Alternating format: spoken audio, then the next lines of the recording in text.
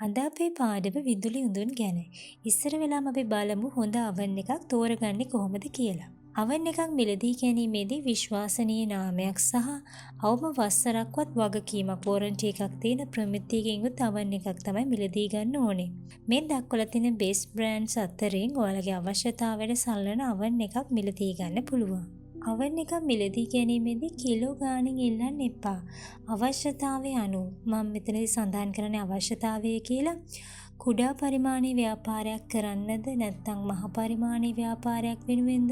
එහෙමත් නැත්නම් ගෙදරදී සාමාන්‍යයෙන් භාවිතා කරන්න කේක් හදන්න ගන්න අවන් එකක්ද කියලා ඔයාලා ඉස්සෙල්ලාම තීරණය කරන්න ඕනේ.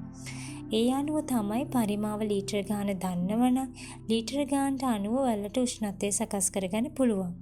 කේක් එක බේක් කරන්න ඇත්තටම අමාරු නැහැ. මේ විදිහට ඔයාගේ oven එකේ පරිමාව ලීටර ගාන දන්නවනම් ඒ ලීටර ගානට අදාළ උෂ්ණත්වය සකස් කරගන්න පුළුවන්.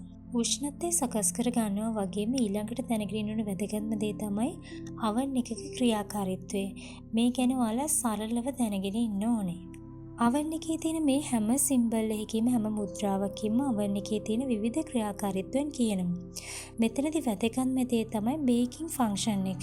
මේ බේකින් ෆන්ක්ෂන් එක සමාන්තරණ ඉරි කැලි දෙකකින් එහෙමත් නැත්නම් උඩින් ත්‍රිකෝණ පහතට ඇවිත් පහතින් ත්‍රිකෝණ උඩට ගිහිලා තියෙන ආකාරයට සකස් වෙච්ච මුද්‍රාවක් තියෙනවා.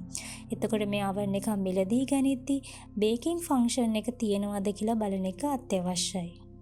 කේක් එකක් බේක් වෙන්න නම් මේ oven එකේ තියෙන එලිමන්ට්ස් උඩ සහ යට තියෙන එලිමන්ට්ස් දෙකම එක හා සමානව රත් වෙන්න ඕනේ. oven එක ප්‍රීහීට් කිරීමේදී අපි කියනවා පෙර උණුසුම් කිරීමක් කියලා. මේ ප්‍රීහීට් කිරීමේදී මේ එලිමන්ට්ස් රතු පාට වෙන එක සාමාන්‍යයි.